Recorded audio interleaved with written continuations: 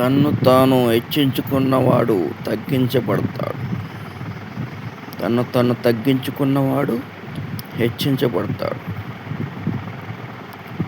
నిన్ను నువ్వు హెచ్చించుకుంటున్నావా, తగ్గించుకుంటున్నావా?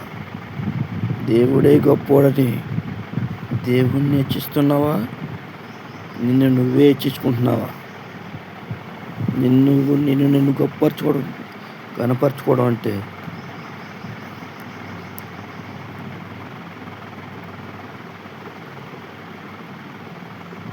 గౌరవించుకోవటం తప్పు కాదు. నువ్వే దేవుళ్ళలాగా పువ్వులు చల్లుకోవటాలు,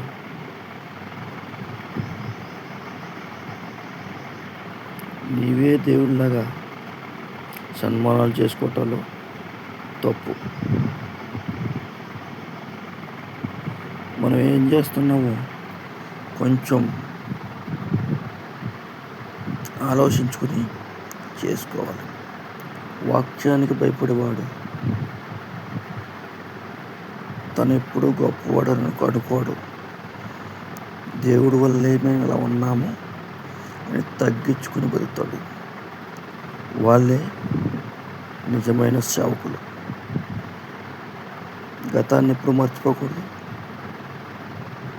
నా మాటల్లో తప్పుంటే క్షమించండి. మనల్ని మనం కనపరుచుకోకూడదు, దేవుణ్ణి మాత్రమే కనపరచాలి.